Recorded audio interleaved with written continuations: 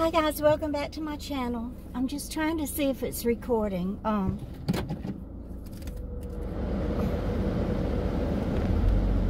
Y'all, I'm just discombobulated. Everything is just out of order, out of sequence, turned upside down, messed up, confused.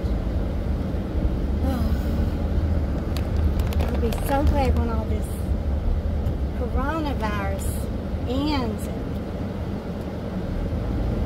our lives get back to normal. I know y'all feel the same way. And I really think that it's these eyeglasses, because when I went to the ophthalmologist, the medical doctor, about my eyes, and he said that I had the cataracts. You know, he didn't want to give me any eyeglasses, and I just kind of pressed him for it because I thought, well, I need at least something, you know, so I can at least see how to drive and read. Although I really think the little reading glasses that I bought the Foster Grants. Remember, was it Raquel Welch used to do that commercial? Who's that behind those Foster Grants? I think they're better than these eyeglasses. And I'm wondering if that is contributing to the pain in the back of my neck, because it feels like there's still an inflammation in the back of my head. So maybe my optic nerves are inflamed or aggravated or something from these eyeglasses. Because although I wear them because I have to be able to read y'all's comments, and that's important to me, and that's worth a little bit of neck and head pain. But I'm on my way to the post office. I'm going to check my mail. I know I have a heating pad from Susan Scott. So thank you, girl. You're such a dear friend. I just love you so much. I can't wait until we're free again and we can go eat at Jonathan's and maybe go to Jones Beach and sunbathe and swim and have some fun this summer. So we got a guy here crossing on green light. That's okay. Got my mask. This was actually this was one of Hasani's masks that he uses whenever he does construction work around the house, and it's very sturdy, so it's well made, and I use it over and over and over and over. So I will be wearing this inside the post office. A few of the clothing items that I had picked out that Jill had told me to go ahead and pick out for Mother's Day. I did keep the plum-colored poncho. But there are a couple of tops that I'm going to send back because I have always worn a size 3 from Chico's. And y'all who have shopped there know that their 3 is a 16 to 18. Their sizing is weird. They have like a 0, which is a 2 to 4, or 4 to 6. I think a Chico's size 1 is an 8 to 10. And a size 2 is 12 to 14, and the size 3 is 16 to 18. So the size 3, y'all know I like my clothes a little tight, but not real snug, not uncomfortable tight.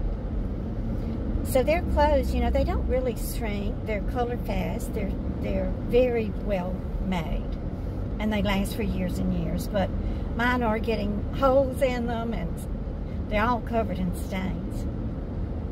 So, of course, that's what I wanted for Mother's Day. So I did keep the plum-colored poncho. And then I ordered a few little summer tops, which I will show those to you as I wear them. But there are several that were just too big. So I kept them. I kept the 3s, and then I ordered them, the same tops in a 2. Got those and tried them on, and only one out of the whole bunch fit right. So I'm sending back all the 2s and the 3s. Most of the 2s were too tight. So anyway, I am happy to be going to get my happy mail. So for all of my subscribers who want to send me a card or a handwritten letter or even a typed letter that you print off the computer, you can send it to Glenda Sully, P.O. Box 331, Franklin, Franklin, Square, Square, New York, 11010. And I go to the post office about twice a week. I used to go about 3 times a week, but now with the isolation and the social distancing, I only go once or twice a week now. And there is a line outside, but that's okay. I am standing in the line today because it is worth it to get my heating pad. So I'm going to go back to telling y'all stories about my life. I ended, when I was doing all my storytelling, I reckon I was still at the Jersey Shore, y'all. It's been a long time since I did all my storytelling, so we got to get back to doing that. That's so much fun, reminiscing about my life down in South Mississippi, and then in the bayous of Louisiana, swamps of Louisiana. Oh, but those were good old times, and I do love talking about them and reminiscing about them. And I have a lot of stories to tell y'all, because when we moved from Covington, John got a job with Medco, which stands for Metallizing Corporation. I think it's based out of Westbury, New York. It may still be there, I don't know. But this was back in the 80s, because we moved to Knoxville, Tennessee when Jill was about 5 years old. And we moved, John found us a house to rent way, way out in the country. And the name of the town is Maynardville, Tennessee. And it was about, I guess about 30 or 40 miles north of Knoxville. And it was near the Norris River, the Norris area. And I think it's called the Cinch River. So we did move up there, and we rented a nice 2-story home out in the country. And so the first few months that we were there, I wasn't working. So I went out in the backyard and took a hoe and dug me a little garden out there. And the first thing I planted was okra. Oh, and see, we moved in about April. So we were there when the dogwoods bloomed, and it was just absolutely beautiful. And so we kind of got acquainted and got to know our neighbors and everything. And there was this young couple that lived down the road from us. And mind you, this was very sparsely populated. It was, the name of the school that the children went to was called Big Ridge Elementary School. And actually, I think it was just, yeah, it was Big Ridge School. It was elementary, I believe, through high school. So all 3 children went to that same school. But one of our neighbors there, it was a young couple, and they had only been married a couple of years, and they had bought a small little farmhouse not too far from us. So they had invited us over for dinner one night. So we went over to eat with them, and we went in, and they were showing us around their home and everything. And they had these old antique picture frames on the walls, and they were the concave glass, you know, so I know that they had to be probably 100 years old. So I asked them, I said, well, you know, who is this couple in this frame? And they said, well, we don't know. Yeah, they had just bought those old antique frames with the old pictures in them without even knowing who the people were. Oh, I thought that was so cute and funny. They were an adorable couple, and they ended up, she did get pregnant, and they had a baby. So across the street from us, there was a house under construction, and the man that was on the land and was building the house, his name was Mr. Maynard. So we got to know him and his wife. And his wife worked for the Tennessee Valley Authority, and I did eventually go to work for that company, or for the federal government.